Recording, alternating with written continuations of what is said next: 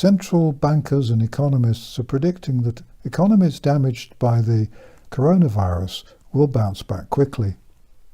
I don't think they will. The bankers and the economists are not thinking straight because they see everything in hard fiscal terms.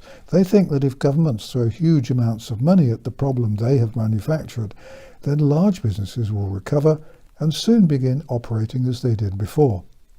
They don't give a damn about small businesses, of course.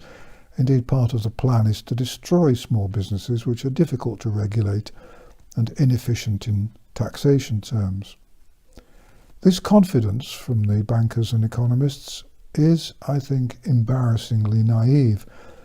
Even if governments cancelled lockdowns and social distancing straight away, the damage done by a series of deliberately terrifying and oppressive regulations will last for decades, and probably for generations to come.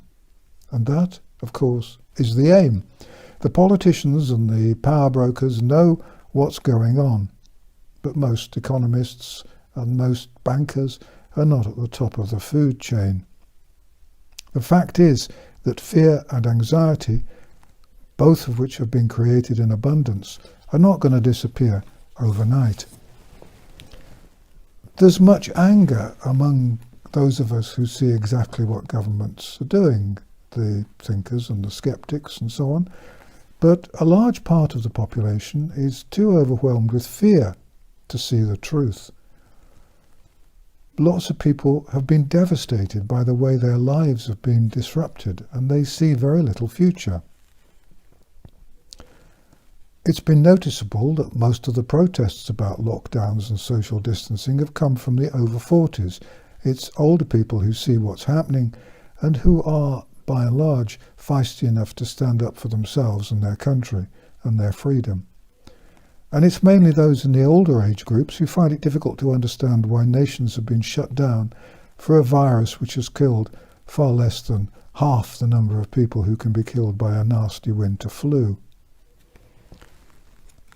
And it's those people who realise that without people and businesses back at work and paying taxes, there won't be any money for healthcare, education, roads or unemployment benefits. The economists and the central bankers don't realise that most people's habits will now be changed permanently. The economists and the central bankers live in a cocoon. They're protected from much of the horror which is going on around them. They have nice big fat pensions and their pay will keep coming whatever happens. People have become distrusting and suspicious. They don't trust anyone or anything outside their immediate circle. Many relationships have been fractured permanently. The effect of the stress people have been under will produce permanent damage. When, or if, GPs' surgeries eventually reopen, there'll be queues and long waiting lists as people report their depressions and anxieties and ask for help. With no suitable training and very little time, GPs will, I fear, hand out vast quantities of anxiolytics and antidepressants, most of which are addictive. Tens of millions will be turned into prescription drug zombies. In the future, shopping is going to be done largely online. People will want to hoard essentials because they know there are likely to be more lockdowns ahead. Vast numbers of small businesses will move online since their bricks and mortar businesses are no longer viable. People obviously won't travel as much as they used to. If holidays are taken, they'll be relatively low-key, and most people probably won't travel outside their home country.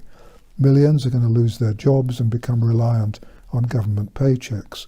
Millions more will work at home, and most people will get their entertainment entirely from the television set. The consequence will be that many large businesses will fail as it becomes clear that their business models are no longer valid. And so in my view, the economists and the bankers have got it all wrong. There isn't going to be a rapid recovery from the coming recession, and I don't think we should expect one. But then I don't really think that the politicians and global leaders ever expected that there would be a rapid recovery either. They arrested the wonderful bloke who used to wander up and down carrying a sign which said, "The end is nigh." I fear his time has come. we're heading for a global depression like nothing there's ever been before. We're being manipulated and we're going back to the days before the Industrial Revolution. And I'm afraid I don't think it's happening by accident. It's my hope and intention over the coming weeks to try to provide some reassurance and some thoughts on how best we can all deal with what is going to happen in the future. Thank you for watching An Old Man in a Chair, and thank you all for your support. This video has not been monetized. There shouldn't be any adverts in it, around it, or any sponsorship. And you can find more about the coronavirus and a whole host of other subjects on my website, www.vernoncoleman.com, which also doesn't have any adverts or any sponsorship. Thanks very much for watching.